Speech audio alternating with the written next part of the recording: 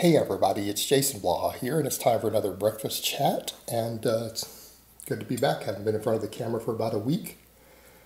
So today we're going to talk about Greg Doucette again.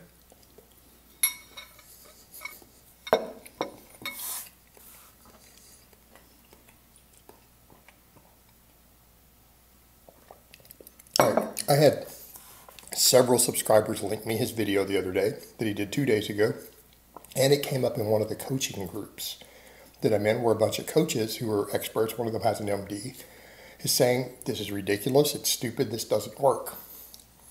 So when I say that Greg's advice is killing your gains, in this case, it's not just using metaphor, it's not just using hyperbole, it is being serious.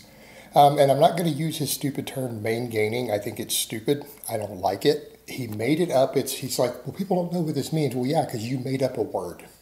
You made up a make-believe word that only your silly kids who follow you, because it is just silly children who follow him. You made up your own word. So why would you expect people to get it wrong?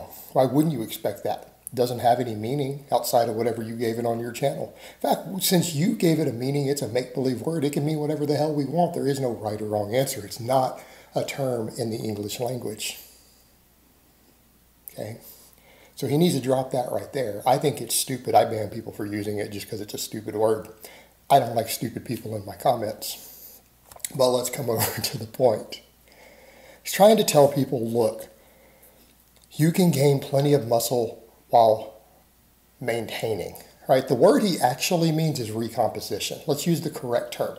Body recomposition seems to be what he's referring to with this term, which means gaining muscle and losing fat at the same time, and more importantly, while staying at the same body weight. Now, we know that we can gain muscle and lose fat at the same time because we do it every day. You also lose muscle and gain fat every day concurrently, right? That does happen. That's true.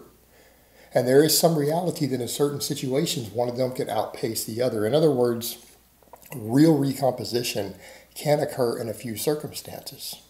But he's over here talking about, it came up in his topics of someone relatively lean already. Well, someone who's relatively lean already, they're not in the category that this can occur in.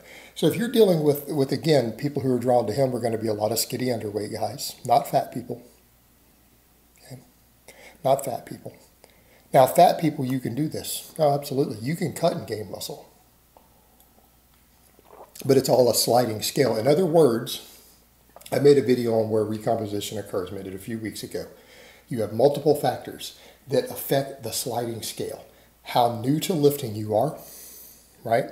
The newer you are to lifting, the more possible it becomes to recomposition. You've been training a while, it becomes dramatically harder, almost to the point of impossibility, right? Sliding scale. How fat you are. Someone who's really fat can lose fat. They can lose body weight. They can cut while gaining muscle. Someone who's pretty lean cannot do it at all. It becomes impossible. Right? It becomes impossible. And that range is probably, for most guys, around 12 to 13% body fat. Okay? If you are 12 to 13% body fat and you try to recomposition, you are going to waste an entire year in the gym is what's going to happen. You're going to waste it. It is not going to work, and nothing that this con man and charlatan says will change that, unless you go on to magic supplements, which brings us to the other point, and that is how enhanced you are. Right, on one extreme, we have nothing, completely clean, lifetime drug-free natty. On the other extreme, we have someone using IFBB Pro amounts. Okay, that's a big sliding scale. Right, that scale will affect how possible recomposition is. Problem is that Greg is talking to probably a bunch of skinny guys, telling them, hey, you can gain muscle without bulking. Or leaner guys, because he promotes leanness all the time. It's not going to happen. It's not going to happen unless we come back over to what Greg does. Because that's the problem. Greg has been enhanced for so many decades now. For so many decades, he doesn't comprehend, and since he doesn't really coach people, right? I've seen what he does as coaching. That's not real coaching. He's just selling workouts and selling meal plans. You're not coaching someone. You're not going through and adjusting their form, technique, changing their programming every week, looking at them lifting. Right? You're not monitoring this stuff for the individual. You're just selling packages. That is not coaching. He's not actually coaching anyone, not coaching any real lifters. And he has been so heavily enhanced for so many years now, he probably has no concept of what it's like to coach people who aren't blasting a lot. And it's like, Greg, not everyone's running trend and primo. Okay? Not everyone listening in your audience is running trend and primo. Okay? You need to put that disclaimer. Yeah, if you run a bunch of gear, your advice will work. But if they're not, it's useless, it's stupid, it's worthless. And here's the thing, he's trying to say that bulking only has a little more muscle. Well, let's come over. So if your goal is to keep everyone lean all the time, let's say that you cap them off at 12 to 13% body. You don't think they should go any higher than that. This whole recomposition thing goes out the window. It becomes pointless because they're not going to gain muscle. In other words, some muscle growth is more than zero. Okay, and if we're going to be honest here, when you say a little bit more, what does a little more mean? 20 times the amount? 100 times the amount? How do we multiply times zero? Because if you take a guy who's 12% body fat, who's already been training pretty hard at least 6 months, and you think that they're going to recomposition, they're not. They're not going to gain muscle. They're going to spin their wheels for an entire year in the gym.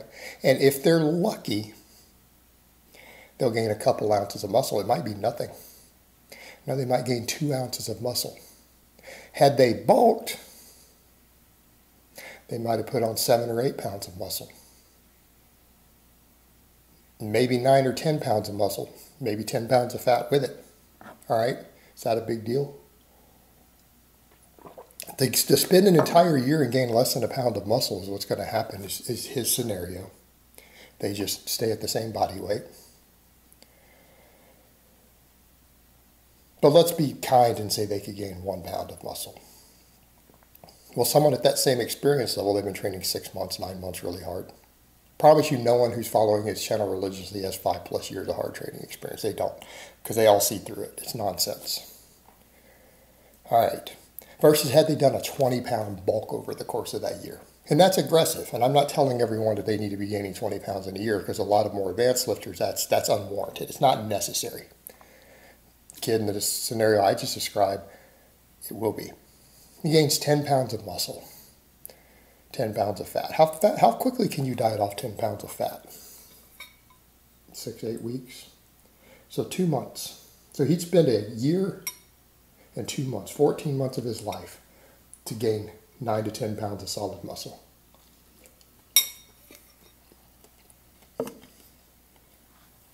Versus 1. That's not a little bit more. It's 10 times, tenfold. That's more realistic, because that's what's going to happen, right? And I'm not even saying everyone needs to gain 10 pounds of fat on a bulk. Many people, it's not necessary.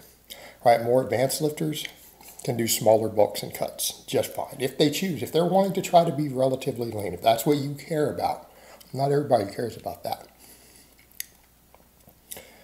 They could do a 10-pound bulk.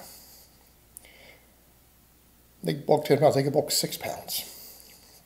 Gain a very small amount of fat, few pounds, and then trim it back off. Doesn't take that long, right? Doesn't take that long. So this ludicrous idea that he's giving people that, oh, you can just recomposition to the same body weight for the majority of lifters who are not fat. But here's the point we always make for people who are fat. If you're already fat, you already pre-bulked. You have the energy reserves already there. You have pre-bulked. That person can probably gain good muscle while cutting. So let's set them aside because they're the exception. But they did bulk. They bulked already. They did do a bulk.